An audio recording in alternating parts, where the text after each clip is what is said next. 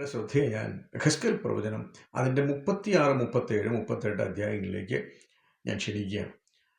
ഏകദേശം 2600 വർഷങ്ങൾക്ക് മുമ്പ് യെഹെസ്കേൽ എന്ന പ്രവാചകൻ പ്രവചിച്ച പ്രവചനങ്ങൾ അത് സംഭവിച്ചു, ഇനി സംഭവിക്കാനുണ്ട്.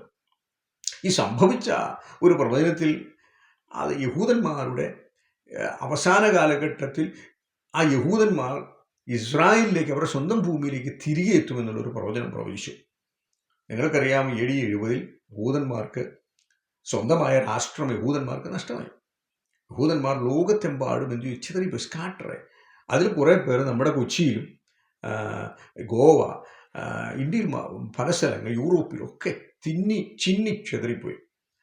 എന്നാൽ ഈ ജനത്തിന് ഒരു ഹോപ്പും ഉണ്ടായിരുന്നില്ല. അവർക്ക് സ്വന്തമായി ഒരു രാജ്യത്തിലേക്ക് മടങ്ങി വരാം, അല്ലെങ്കിൽ ഇസ്രായേലിലേക്ക്, അവരുടെ പൂർവികന്മാരായ ദാവീദും അല്ലെങ്കിൽ ശലോമോനും ഒക്കെ ഭരിച്ച ഒരു ഭൂമിയിലേക്ക്, അല്ലെങ്കിൽ ഒരു കാലഘട്ടത്തിൽ രാജാവായി വാണ ഭൂമിയിലേക്ക് തിരികെ വരാമെന്ന് ഇവർ ഒരിക്കലും ചിന്തിച്ചില്ല.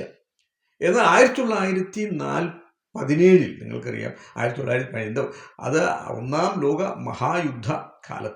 മഹായുദ്ധകാലത്ത് യഹൂദന്മാർ ബ്രിട്ടനെ ഒരുപാട് സഹായിച്ചു, പല കാര്യങ്ങളിലും സഹായിച്ചു. അവരുടെ യുദ്ധത്തിൽ അനേകം മിലിറ്ററി അല്ലെങ്കിൽ അവരുടെ സഹായം എത്തിയ സ്ഥലങ്ങൾ, അവരുടെ മിലിറ്ററി മേഖലയിൽ അവർ സഹായിച്ചു. അനേകം യഹൂദന്മാർ ബ്രിട്ടന് വേണ്ടി എന്ത് ചെയ്തു? യുദ്ധത്തിൽ ഏർപ്പെട്ടു.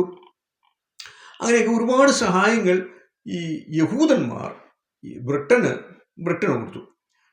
അപ്പോൾ അത് തന്നെയല്ല, യഹൂദന്മാരിൽ നിങ്ങൾക്കറിയാം, മിലിറ്ററി സർവീസ് ആണെങ്കിലും, അവരുടെ ഇൻ്റലിജൻസ് ആണെങ്കിലും, ഫിനാൻഷ്യൽ സപ്പോർട്ട് ആണെങ്കിലും, സയൻറ്റിഫിക് കോൺട്രിബ്യൂഷൻ, ഇന്ന് ലോകത്തിൽ ഏറ്റവും ശ്രേഷ്ഠമായ അല്ലെങ്കിൽ ഏറ്റവും പ്രബലമായ ഈ ഇന്നൊവേഷനൊക്കെ നടത്തുന്ന ഈ ഇസ്രായേലാണ്.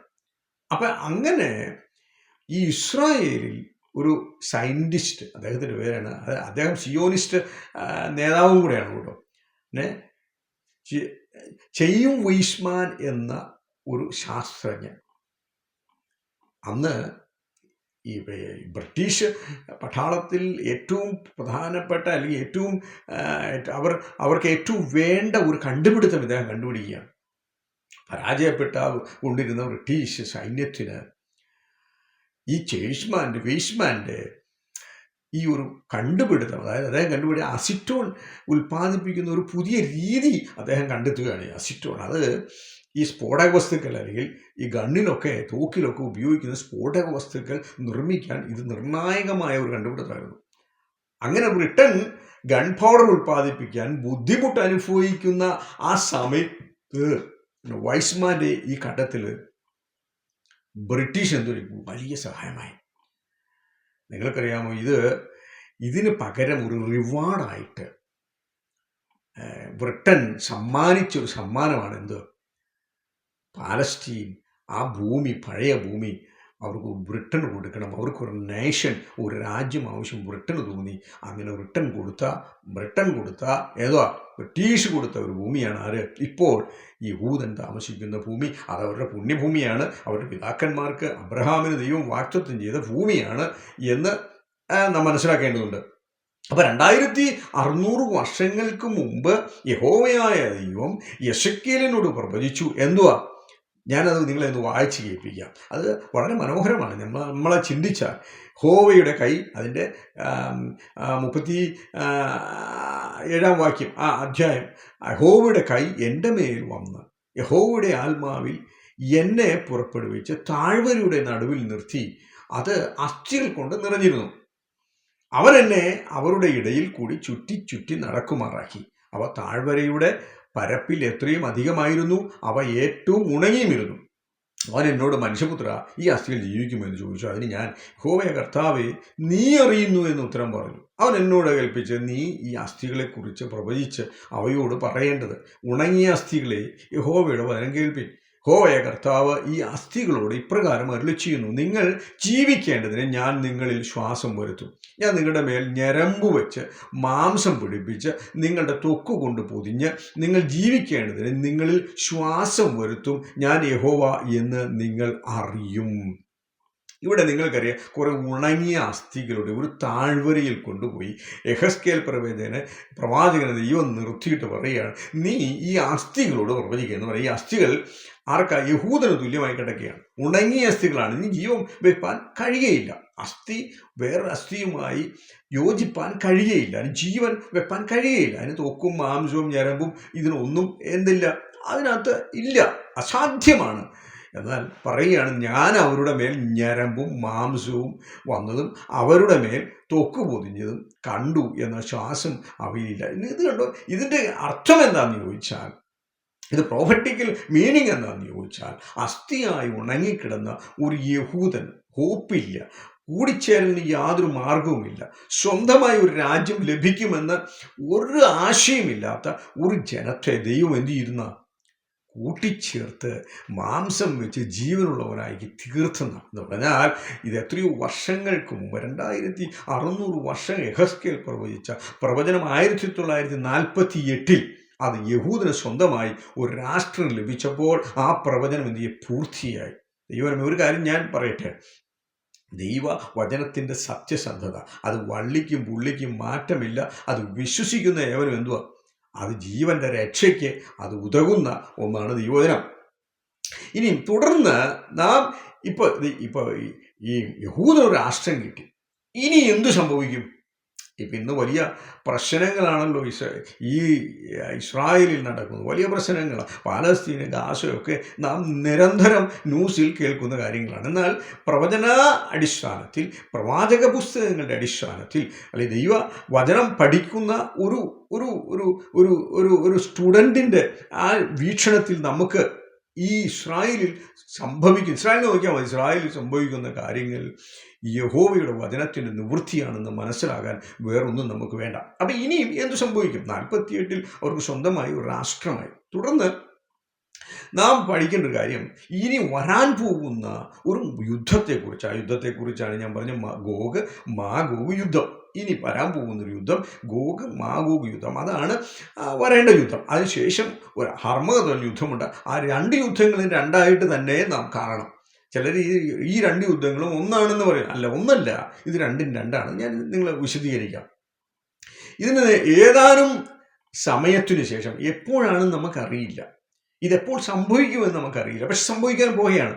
ഇറാൻ, സുഡാൻ, തുർക്കി, ലിബിയ തുടങ്ങിയ ഇസ്ലാമിക രാഷ്ട്രങ്ങൾ ഉൾപ്പെടുന്ന ഒരു വൻ ശക്തി, ഒരു വടക്കൻ ആക്രമശക്തി എന്ന് പറയുന്നത്, ഒരു നോർത്തേൺ കിങ്ങിൻ്റെ ഒരു ശക്തി, അല്ലെങ്കിൽ റഷ്യ നേതൃത്വം നൽകുന്ന ഒരു ശക്തി ഇസ്രായേലിലേക്ക് എന്തു ചെയ്യും? ഒരു ആക്രമണം നടത്തുമെന്ന് പ്രവാചകനായ യെഹെസ്കേൽ 38 അധ്യായം അതിൻ്റെ 39 അധ്യായങ്ങളിൽ വിവരിക്കുകയാണ്. അവരുടെ ലക്ഷ്യം എന്താണ്? യഹൂദികളെ അല്ലെങ്കിൽ യഹൂദന്മാരെ പൂർണ്ണമായും ഇല്ലാതാക്കലാണ് അവരുടെ ലക്ഷ്യം. അപ്പോൾ യഹോവ കർത്താവ് ഇപ്രകാരം അരുളി ചെയ്യുന്നതിന് 3-ാം വാക്യം നാം വായിച്ച 38-ന്റെ 3-ാം വാക്യത്തിൽ നാം വായിച്ച റോഷ്, മേശക്ക്, തൂബൽ എന്നിവയുടെ പ്രഭുവായ ഗോഗേ, ഞാൻ നിനക്ക് വിരോധമായിരിക്കുന്നു. ഞാൻ നിന്നെ വഴിതെറ്റിച്ച് നിന്റെ താടിയലിൽ ചൂണ്ടൽ കൊളുത്തി നിന്നെയും നിന്റെ സകല സൈന്യത്തെയും കുതിരകളെയും ഒട്ടൊഴിയാതെ സർവായുധം ധരിച്ച കുതിരച്ചേവകരെയും ഒട്ടൊഴിയാതെ വാളും പരിചയും പലകയും എടുത്ത ഒരു മഹാസമൂഹത്തെയും അവരോട് കൂടെയുള്ള ഒട്ടൊഴിയാതെ പരിചയും തലക്കൂരിയും ധരിച്ച പാർസികൾ, കൂശ്യർ, പുത്യർ, ഗോമരും അവൻ്റെ എല്ലാ പടക്കൂട്ടങ്ങളും, വടക്കേ അറ്റത്തുള്ള തുകർമാഗ്രഹവും അതിൻ്റെ എല്ലാ പടക്കൂട്ടങ്ങളും എന്നിങ്ങനെ പല ജാതികളെയും നിന്നോടുകൂടെ പുറപ്പെടുമാറാക്കും. അപ്പം ഇവിടെ നാം ഒരു യുദ്ധത്തെക്കുറിച്ച് കാണുകയാണ്. ഇവിടെ പല മോഡേൺ അല്ലെങ്കിൽ ഏൻഷ്യൻ്റ് നെയിംസൊക്കെ നാം കാണുകയാണ്. അപ്പം ഈ ഗോഗ് മാഗോഗ്, ഗോഗ് എന്നെ കുറിച്ച് പറയുക, നേതാവിൻ്റെ പേരാണ് ഗോഗ്. ഗോഗേ അല്ലെങ്കിൽ മാഗോഗ് ദേശത്തിൻ്റെ പ്രഭു എന്ന് നമുക്ക് പറയാൻ, അല്ല എന്നാണ് ബൈബിൾ. മാഗോഗ് ദേശത്തിൻ്റെ പ്രഭുവിൻ്റെ പേരാണ് ഗോഗ് എന്ന് പറഞ്ഞാൽ നമ്മൾ ഫറവോൻ എന്നൊക്കെ പറയില്ലേ, ഒരു ടൈറ്റിലാണ്. അപ്പം ഗോഗ് എന്നത് പ്രഭുവാണ്. അപ്പം ഇവൻ മാഗോഗ് എന്ന രാജ്യത്തിൻ്റെ ഭരണാധികാരിയാണ്. അപ്പം മാഗോഗ് എന്ന ഒരു രാജ്യത്തിൻ്റെ ഭരണാധികാരിയാണ് ആര്? ഈ ഗോഗ്.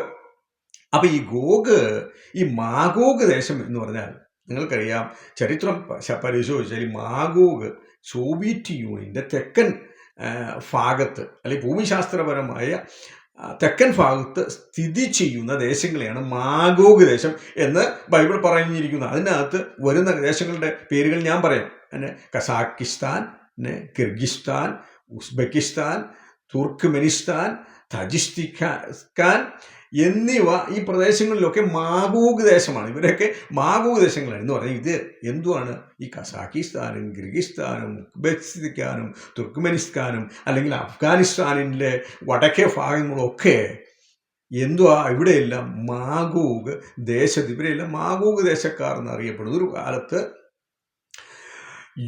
സോവിയറ്റ് യൂണിയന്റെ ഭാഗമായിരുന്നു USSR എന്ന ആ സോവിയറ്റ് യൂണിയന്റെ ഭാഗമായിരുന്ന ദേശങ്ങളാണിത്. അപ്പൊ ഇതിന്റെ പ്രഭു അവനെ പറയുന്ന പേരാണ് ഗോഗ്. അപ്പൊ ഇവർ തന്നെയല്ല, അതിന്റെ 3-ാം വാക്യത്തിൽ പറയുന്നു ഇവർ തന്നെയല്ല. അപ്പൊ ഈ ഏകദേശം നമുക്ക് മനസ്സിലായല്ലോ, ഈ ഉസ്ബെക്കിസ്ഥാനും അഫ്ഗാനിസ്ഥാനും തുർക്ക്മെനിസ്ഥാനും ഇവരെല്ലാം മുസ്ലിം രാജ്യങ്ങളാണ്. അപ്പൊ റഷ്യയുമായി മുസ്ലിം രാജ്യങ്ങളുടെ ഒരു കോൺഫെഡറേഷൻ, ഒരു അലൈൻമെന്റ് നടക്കുമെന്ന് ബൈബിൾ എത്രയോ വർഷങ്ങൾക്ക് മുമ്പ്, 2001 വർഷങ്ങൾക്ക് മുമ്പ് യെഹെസ്കേൽ പ്രവചിച്ച പ്രവചനമാണ്. അപ്പൊ ഈ ഗോഗ് എന്ന ഈ റഷ്യൻ പ്രഭു, റഷ്യ, ആ പ്രഭുവിന്റെ കൂട്ടക്കാരാരൊക്കെയാണെന്നറിയാം, കൂട്ടത്തിൽ നിൽക്കുന്നവർ. അതും എഴുതിയിട്ടുണ്ട് 3-ാം വാക്യത്തിൽ, 38 3-ാം വാക്യത്തിൽ. അവരുടെ സഖ്യക്കാർ പേർഷ്യ എന്ന് പറഞ്ഞാൽ ഇന്നത്തെ മോഡേൺ ഇറാൻ. കൂഷ് എന്ന് പറഞ്ഞാൽ ഇന്നത്തെ എത്യോപ്യ, അല്ലെങ്കിൽ പുരാതന എത്യോപ്യ എന്ന് വേണമെങ്കിൽ നമുക്ക് പറയാം. കൂഷ് എന്നതിന് പറയുന്നത്. പൂട്ട് എന്ന് പറഞ്ഞാൽ ലിബിയ. ആ 3-ാം അധ്യായത്തിൽ വിവരിക്കപ്പെട്ട ഈ പേർഷ്യ, അതുപോലെ കൂഷ് അല്ലെങ്കിൽ പൂട്ട്, അത് ഇന്നത്തെ ലിബിയ, അല്ലെങ്കിൽ ഗോമർ എന്ന് പറഞ്ഞാൽ സിമേറിയൻസ് ആണ്. അല്ലെങ്കിൽ അതുപോലെ തൊഗർമ ഗ്രഹത്തിന്റെ പുത്രന്മാരെന്ന് അതിൻ്റെ അർത്ഥം. ബേത്ത് എന്ന് പറഞ്ഞാൽ പുത്രൻ. അപ്പൊ തൊഗർമ ഗ്രഹക്കാർ, അതായത് ഇന്നത്തെ മോഡേൺ ടർക്കി, അർമേനിയ, അല്ലെങ്കിൽ Caucasus region, Georgia, Azerbaijan, part of ഇറാന്റെ ചില ഭാഗങ്ങൾ, ഇവരെല്ലാം ഈ കരിങ്കടലിന് സമീപം സ്ഥിതി ചെയ്യുന്ന രാജ്യങ്ങളാണ്. എന്ന് പറഞ്ഞാൽ അർത്ഥം ഇസ്രായേലിന് വടക്ക് സ്ഥിതി ചെയ്യുന്ന, അല്ലെങ്കിൽ റഷ്യയുടെ കൂടെ ചേർന്ന് നിൽക്കുന്ന ഈ മുസ്ലിം രാജ്യങ്ങൾ, അത് ഈ പണ്ടത്തെ USSRും, പിന്നെ കൂടാതെ ഇന്നത്തെ ഇറാനും, അതുപോലെ തന്നെ എത്യോപ്യയും, അല്ലെങ്കിൽ ലിബിയയും, അല്ലെങ്കിൽ സുമേറിയൻ, അല്ലെങ്കിൽ ടർക്കിയും ഒക്കെ ചേർന്ന ജോർജിയ, അസർബൈജാൻ, ഈ ഇവരെല്ലാം എന്ത് ചെയ്യും? ഇറാനോടുകൂടി ഒരു സഖ്യതയുണ്ടാക്കും. ഈ സഖ്യതയ്ക്ക് പറയാം ഗോഗ് മാഗോഗ്. ഇവരെ പറയുന്ന പേരാണ് ഗോഗ് മാഗോഗ്, അല്ലെങ്കിൽ മാഗോഗ് ദേശത്തിന്റെ പ്രഭു എന്നാണ് നാം പറയുന്നത്. അപ്പൊ ഇവിടെ ഈ ഗോഗ് എന്നത് ഈ മനുഷ്യൻ, അല്ലെങ്കിൽ ഈ ഭരണാധികാരി ഫറോ റോഷ്, മേശക്ക്, തൂബൽ എന്നിവയുടെ മേൽ ഭരണം നടത്തുന്ന, എന്ന് പറഞ്ഞാൽ ഈ ഗോഗിന്റെ ഭരണം എവിടെ? റോഷ്, മേശക്ക്, തൂബൽ. മനുഷ്യപുത്ര, റോഷ്, മേശക്ക്, തൂബൽ എന്നിവയുടെ പ്രഭുവായി മാഗോഗ് ദേശത്തിലെ ഗോഗിന്റെ നേരെ നീ മുഖം തിരിച്ച് അവരെ പ്രവചിച്ച് പറയേണ്ടത്. അപ്പം ഈ ഗോഗ്, റോഷ് എന്ന് പറഞ്ഞാൽ റഷ്യ, ഇന്നത്തെ റഷ്യയാണ്. മേശക്ക് ചിലർ പറയുന്നത് മോശയാണെന്ന്, മോസ്കോ ആണെന്ന്.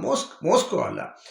റോഷ് എന്ന് പറഞ്ഞാൽ അത് റഷ്യ ആണെങ്കിൽ, മേശക്ക് എന്ന് പറഞ്ഞാൽ, അല്ലെങ്കിൽ തൂബൽ എന്ന് പറഞ്ഞാൽ ഇതെന്തോ അനാറ്റോലിയ, അല്ലെങ്കിൽ ടർക്കി, ഇന്നത്തെ മോഡേൺ ഈക്വലന്റ് എന്ന് പറഞ്ഞാൽ ടർക്കിയുടെ ഭാഗങ്ങൾ അല്ലേ. തുബാൽ എന്ന് പറയുന്നത് അന്നത്തെ Tabal kingdom an ancient region in eastern ടർക്കിയിലെ ഒരു ഏൻഷ്യന്റ് പ്ലേസ് ആണത്. അല്ലെങ്കിൽ ഇന്നത്തെ പ്രസന്റ് ഡേ നമുക്ക് പറയാം കപ്പഡോഷ്യ, അല്ലെങ്കിൽ ടോറസ് മൗണ്ടൻ, ആ ഭാഗങ്ങളെ കുറിച്ച് പറയുകയാണ്. അപ്പൊ മോഡേൺ ഇക്വലന്റ് ഏതാണ്ട് സെൻട്രൽ ഈസ്റ്റേൺ ടർക്കി, അതിനെയാണ് തുബൽ, അല്ലെങ്കിൽ മേശക്ക്, ടൂബൽ എന്നിവയുടെ പ്രഭു. അപ്പം ഇപ്പോൾ ഇതിനകത്തൊരു ഒരു കോംപ്ലിക്കേഷൻ ഉണ്ട്, ഞാൻ പറഞ്ഞുതരാം. റോഷ്, മേശക്ക്, ടൂബൽ എന്നിവയുടെ പ്രഭുവായി. അപ്പം ഈ മേശക്ക്, അല്ലെങ്കിൽ ടർക്കി, അല്ലെങ്കിൽ ടൂബൽ, ടർക്കി, ഈ ടർക്കി ഇന്ന് നാറ്റോ സഖ്യത്തിൻ്റെ കൂടെ ടർക്കി. അപ്പം ഈ നാറ്റോ സഖ്യത്തിൽ നിൽക്കുന്ന ടർക്കി ഇനി എന്ത് ചെയ്യും? അതിൽ നിന്ന് പുറത്തു പോകുന്നും കൂടെ ഒരു പ്രവചനമുണ്ടോ? ഇല്ലേ, അതിൽ നിന്ന് പുറത്തു പോയേ പറ്റൂ. എന്നാൽ റഷ്യയുമായി എന്ത് ചെയ്യാൻ സഹകരിക്കാൻ കഴിയും. അപ്പം ഈ ടർക്കി കാലക്രമേണ എന്ത് ചെയ്യും? യൂറോപ്പിന് വെളിയിൽ വരാൻ സാധ്യത ഉണ്ട്.